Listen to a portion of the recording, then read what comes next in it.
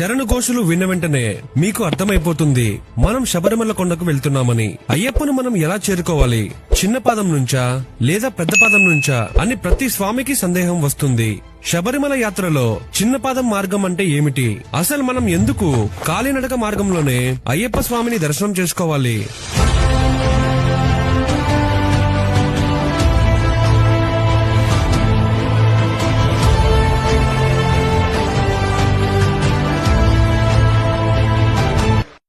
మొట్టమొదటిది, అసలు అయ్యప్ప మాల వేసుకునే స్వామి ఒక్కడే కాదు, కుటుంబం మొత్తం అయ్యప్పకు సేవ చేయాల్సిందే అని శబరి మహత్యంలో చెప్పబడింది.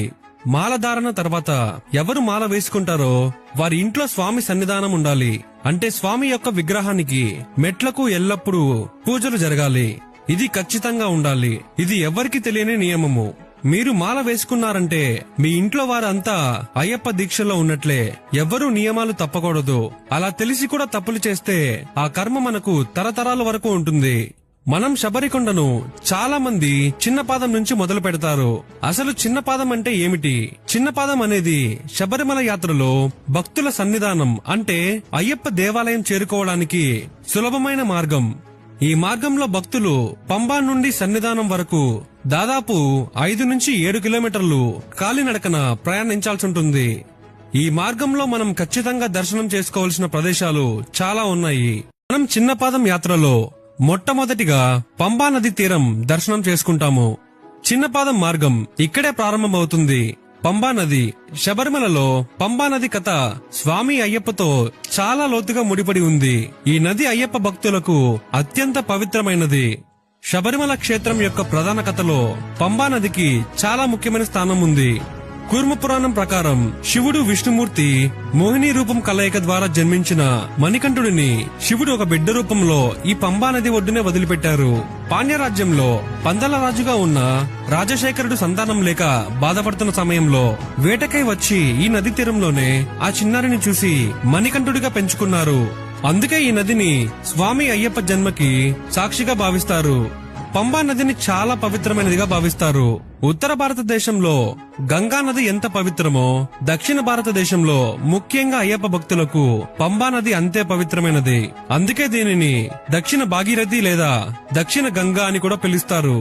శబరిమల కొండ ఎక్కే ముందు భక్తులు పంబా నదిలో తప్పనిసరిగా పవిత్ర స్నానం చేయాలి. ఈ నదిలో స్నానం చేయడం వల్ల గత జన్మలలో చేసిన పాపాలన్నీ పోతాయని, శుద్ధి లభిస్తుందని భక్తుల నమ్మకం. స్నానం తర్వాత వారు నది ఒడ్డున ఉన్న పంబా గణపతి దేవాలయంలో పూజ చేసి అప్పుడు మాత్రమే కొండ ఎక్కడానికి బయలుదేరతారు. పంబా నది ఒడ్డున అయ్యప్ప స్వామి తన తల్లిదండ్రులకు మరియు పితృదేవతలకు తర్పణాలు సమర్పించారని కూడా ఒక నమ్మకం ఉంది. దీని కారణంగా అయ్యప్ప భక్తులు చాలా మంది వారి పూర్వీకులకు తర్పణాలను పంబా నది తీరంలో సమర్పించడం ఒక ఆచారం. ఈ యాత్రలో 7 ముఖ్యమైన ప్రదేశాలు ఉంటాయి. చిన్నపాదం యాత్రలోని ముఖ్య ప్రదేశాలు. మొదటిది నీలిమల. పంబా నుండి ప్రారంభమయ్యే చాలా నిటారుగా ఎత్తుగా ఉండే మార్గం ఈ కొండ. దీనిని ఎక్కడానికి మాల వేసుకున్న స్వాములు బాగా కష్టపడాల్సి ఉంటుంది. అందుకే దీన్ని నీలిమల మార్గం అని అంటారు. రెండవది అప్పాచిమేడు. నీలిమల కొండ ఎక్కిన తర్వాత వచ్చే ఒక లోయ లాంటి ప్రదేశం. ఇక్కడ కన్నయ్యప్ప స్వాములు అంటే మొదటిసారి మాల వేసుకున్న వారు కలిపురుషుడు మరియు 6 చెడు గుణాల వంటి దుష్టశక్తులు వారిని మండల దీక్ష నుంచి శబరిగిరి యాత్ర వరకు ఎక్కడా ఇబ్బంది పెట్టకుండా శాంతింప చేయడానికి బెల్లంతో అన్నం ముద్దలను విసిరే ఆచారం ఉంది. మూడవది శబరీపీఠం.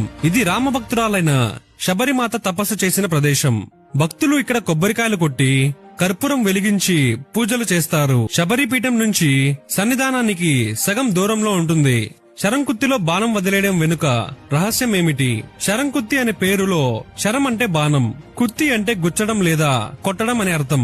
అయ్యప్ప స్వామి తన అవతార ధర్మాన్ని పూర్తి చేసి ఇక సన్యాసిగా కొండపైకి వెళ్లాలని నిర్ణయించుకున్నప్పుడు పందలరాజు ఆయన కోసం ఒక ఆలయాన్ని నిర్మించాలనుకున్నారు. ఆలయం ఎక్కడ నిర్మించాలో సూచించమని రాజు మణికంఠుడిని కోరగా మణికంఠుడు తన చేతిలోని దివ్య బాణాన్ని విసిరాడు.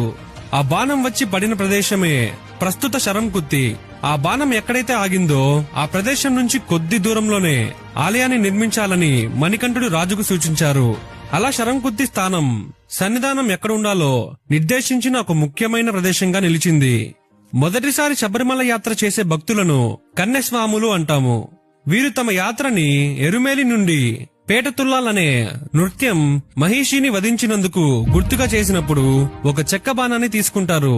ఈ బాణాన్ని తమ యాత్రలో మోసుకుంటూ వచ్చి స్వామి సన్నిధానానికి దగ్గరగా ఉన్న శరంకుత్తి ఆలయం లేదా అక్కడి చెట్ల మధ్య వదిలేస్తారు లేదా గుచ్చుతారు. పదునెట్టాంబడి అంటే మలయాళంలో 18 మెట్లు అని అర్థం.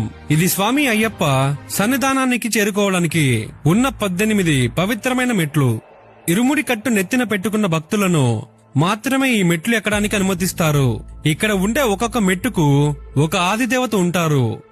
18 మెట్లకి ఒక్కొక్క మెట్టు విశిష్టత ఇంకొక వీడియోలో చేస్తాము. ఆ వీడియో చూడాలనుకుంటే అయ్యప్ప మెట్లు వీడియో అని కమెంట్ చేయండి. అయ్యప్ప తన సన్నిధానంలో ధ్యానంలో ఉండడానికి ఆ దేవతలే తమ మీద ఎక్కి వెళ్ళమని స్వామిని వేడుకుంటారు. అప్పుడు అయ్యప్ప తన భక్తులు కూడా తనను దర్శించుకోవడానికి వస్తారు అని అనగా, అప్పుడు దేవతలు నిజంగా ఎవరైతే మండలం పాటు నియమ నిష్టలతో ఉండి ప్రతి బాధ్యతను సక్రమంగా చేసి వస్తారో వారికే మేము మా పైకి ఎక్కడానికి అనుమతిస్తాము అని వరం తీసుకుంటారు.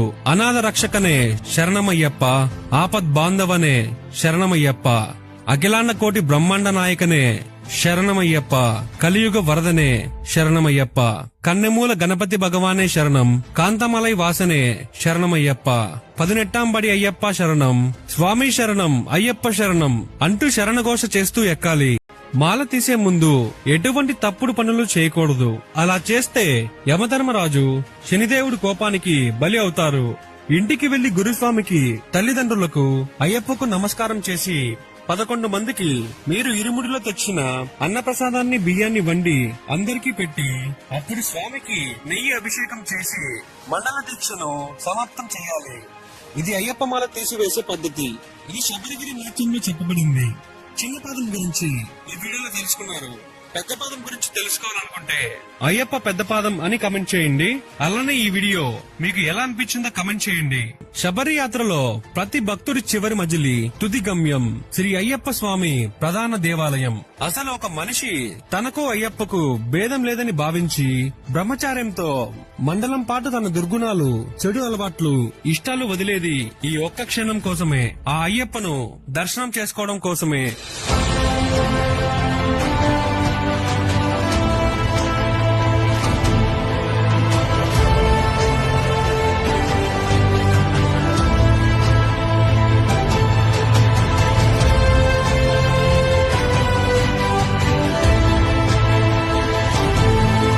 తర్వాత 7వ గుడి మల్లికాపురమ్మ ఆలయాన్ని దర్శనం చేసుకోవాలి. మల్లికాపురమ్మ అయ్యప్ప స్వామిని ఎంతో భక్తితో సేవ చేసి పూజించి కొత్తగా చేసుకోవాలని తపస్సు చేస్తుంది. ఈమె పూర్వం అయ్యప్ప స్వామి భార్య. దేవతలకు, పంచభూతాలకు అధికార శాస్త్ర, భూత శాస్త్రగా ఉండేవాడు. అయ్యప్ప ఈ కలియుగంలో భక్తుల కోసం బ్రహ్మచారిగా ఉన్నాడు. ఆ యుగంలో స్వామికి 2 భార్యలు. అందులో ఒకరే ఈ మల్లికాపురమ్మ. ఆమెకు స్వామి, నా కొండకి ఎప్పుడైతే కన్యస్వాములు రావడం మానేస్తారో అప్పుడు నిన్ను పెళ్లి చేసుకుంటాను అని వరం ఇస్తాడు. ఇప్పటికీ ఆమె స్వామి కోసం ఆ గుడిలో ఎదురు చూస్తూ ఉంది. కడంబాలయం గణపతిని, నాగరాజ మందిరాన్ని దర్శనం చేసుకుని అక్కడే మనం యాత్ర ప్రసాదాన్ని తీసుకుని శబరిగిరి ప్రకృతిని, పంచభూతాలను, అలాగే స్వామి యొక్క భూతనాథ స్వరూపానికి నమస్కారం చేసుకుని కొబ్బరికాయ కొట్టి మన ఇంటికి తిరిగి ప్రయాణం మొదలు పెట్టాలి.